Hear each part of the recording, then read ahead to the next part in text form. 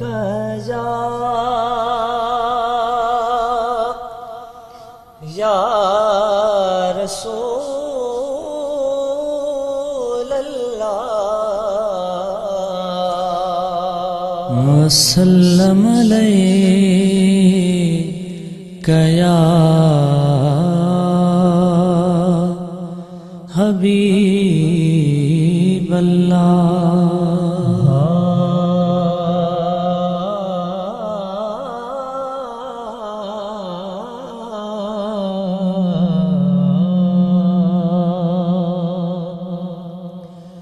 हसीनन जो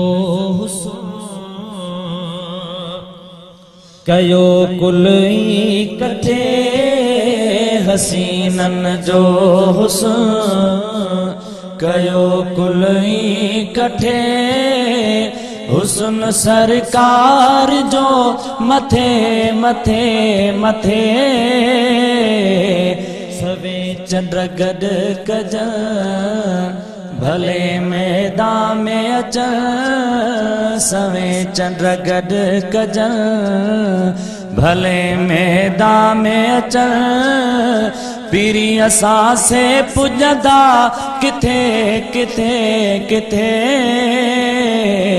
हसीनन जो हुस्न हसीनन जो हुस्न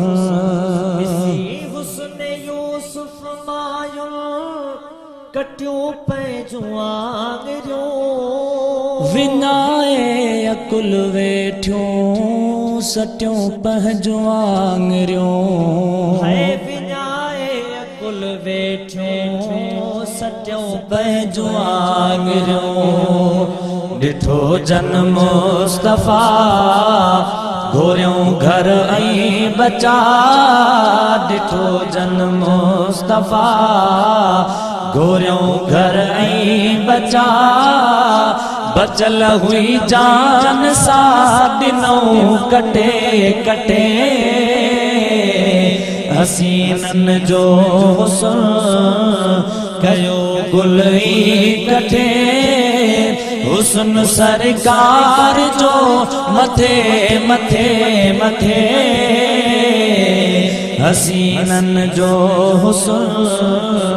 हसीनन जो हुस्न है ॾिसो सुड़खजीअ जो कीअं सुडका भरे पियो आका जे इश्क में दाहूं करे पियो है आका जे इश्क में दाहूं करे पियो पिरी मुखां थी न परे नथी मुंहिंजी सरे पिरी मुखां थी न परे नथी मुंहिंजी सरे हुजा तो सां कठे कठे कठे कठे हसीनन जो हुस्न कयो कुल इकट्ठे हुस्न सरकार जो मथे मथे मथे सवे चंद्र गड कजन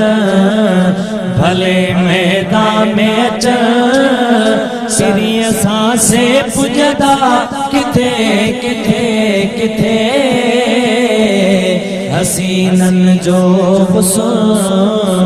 हसीनन जो हुस्न